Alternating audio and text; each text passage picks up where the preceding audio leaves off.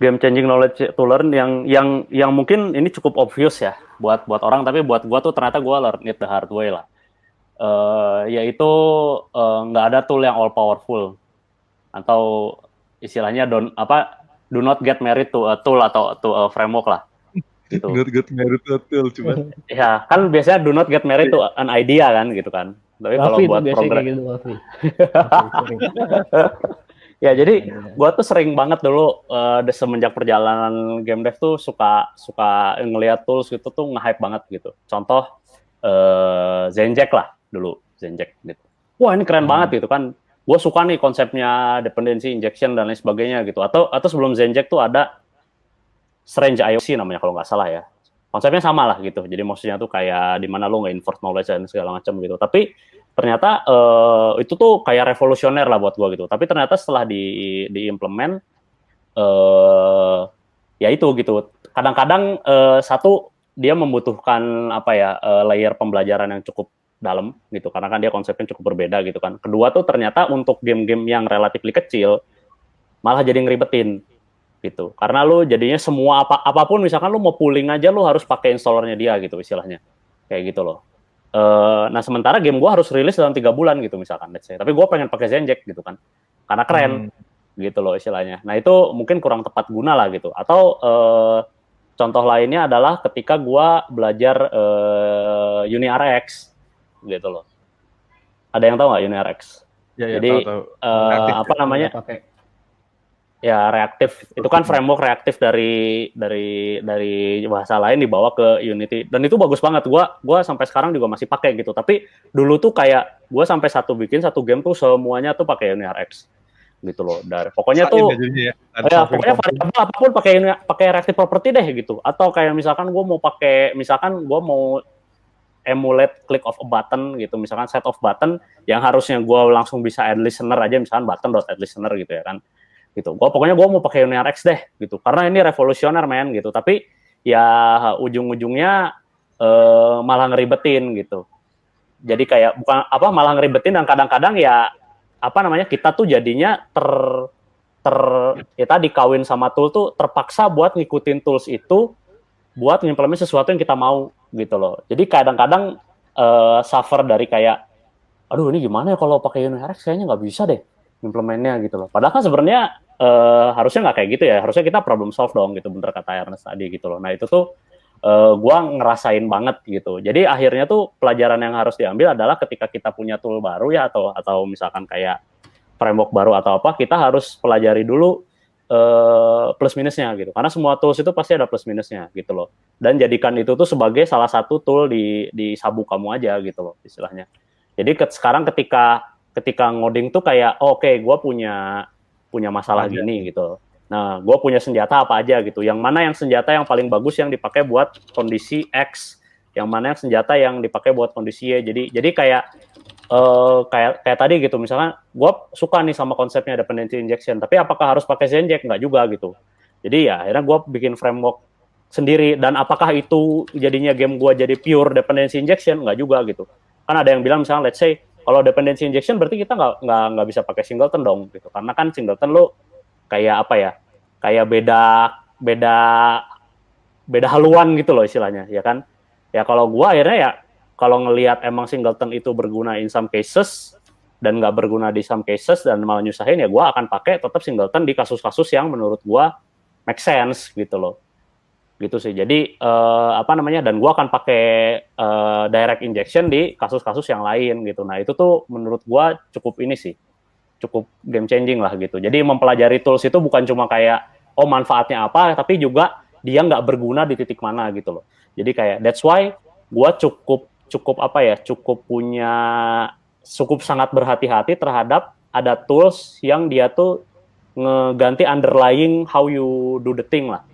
Gitu. Jadi kayak contohnya tuh Zenjack tadi gitu. Jadi lu kalau pakai Zenjack, lu nggak bisa pakai yang lain.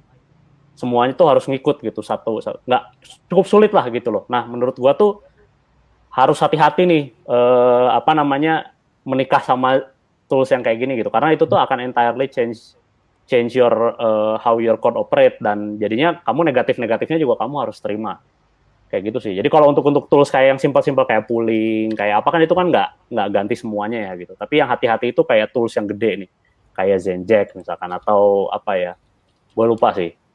Macam ya mode-mode kayak gitulah.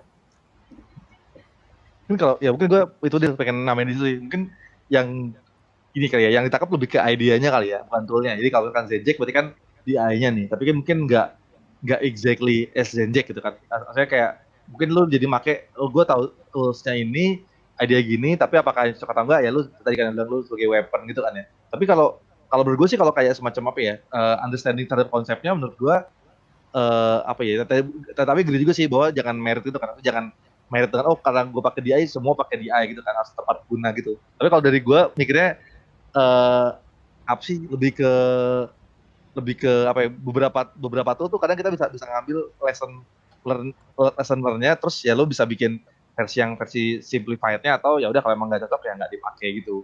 Gue mikir gitu ya, jadi kayak gue agree dengan statementnya jangan merit, jangan merit juga. Tapi kalau dari gue poinnya adalah mungkin ngeliatnya beyond the tool itself itu, tapi bisa jadi oh ini tuh sebenarnya usage-nya pakai tapi kayak burden-nya kegedean gitu kan. Jadi kayak daripada lu pakai semuanya, lu kena burden macam-macam, ya lu bisa ngambil cuman apa yang lu butuhin aja gitu kan. Jadi kayak nggak harus take the whole package itu gitu. Ya. Semacam kayak gitu sih. Sip. Ya itu tadi kalau kata Yodi, aliran programming itu bukan agama, ganti-ganti aja sesuai kebutuhan katanya kalau nge-review apa ya. Ya gue cukup setuju sih. Karena betul. apa namanya? Gue cukup apa ya? Cukup orang yang gampang nge-hype kalau ngelihat tools baru gitu, kayak misalkan render pipeline gitu misalkan, atau apa tuh ECS gitu ya. While it's good gitu ya, maksudnya kayak ini gitu, tapi gua nggak boleh cukup berhenti mengetahui apa bagusnya gitu. Gua tetap harus tahu kayak kekurangannya apa sih gitu. Gitu. Apa yang nggak bisa dilakukan sama dia, atau apa kompromi yang harus gua lakukan kalau gua pakai framework atau tool itu. Nah, kalau knowledge itu nggak lengkap, mendingan lu jangan mutusin buat pakai itu di real production ya. Unless lu cuma buat apa ya, game jam atau prototyping, itu beda cerita lah. Gitu sih. Sama kayak misalkan lu mau pakai back end as a service yang mana gitu. Misalkan mau yang dari apa namanya, mbah yang ini atau abang yang mana gitu kan, itu juga sama gitu sih, in a bigger scale lah. Kayak gitu. Ya. Itu mungkin gue itu namanya sih, itu kan kayak apa ya, kalau pas di AGT kan kita bikin itu ya, bikin sistem apa kayak semacam kompetensi level gitu kan, namanya tuh mastery level gitu kan. Nah itu tuh mastery levelnya tuh tadi yang lu bilang itu, jadi ada kayak misalkan lu cuma tahu doang nih, know, understand, lalu implement kan lu udah pernah make, sama ada yang penting namanya analyze kan. Analyze tuh lu udah harus tahu pros sama consnya gitu, soalnya tadi kan bisa gitu ya, orang tadi abis tahu A ya lu make A, tapi lu bahkan nggak tahu kapan dia good kapan dia kan. Itu tadi kayak nyambung sama pertanyaan tadi kan, yang diskusi dengan Ernest itu kan, kayak tadi misalkan PubSub gitu, tujuannya gimana ya, akhirnya jangan di abuse lah, jangan dipakai ke tempat yang nggak seharusnya kan. Atau tadi kayak scriptable object ya itu good kayak gini, tapi ketika lu nge-abuse pasti akan ada side effect-nya gitu kan. Jadi kalau di gue tuh tadi yang poin tadi itu lebih ke ya lu pelajarin aja semua tool apa, tapi ya lu harus sampai tadi tuh, harus sampai poin yang bilang sama Fadil, harus sampai tahu, lu harus tahu limitasinya sama downside-nya gitu. Karena semua tools pasti ada downside-nya kan. Nah kalau lu belum tahu itu dan maksa-maksain, nanti yang terjadi adalah itu akan apa ya, maksain sesuatu yang nggak intention buat dipakai, atau lu bakal bikin susah sendiri lah. Kalau harusnya tuh nggak butuh-butuh banget.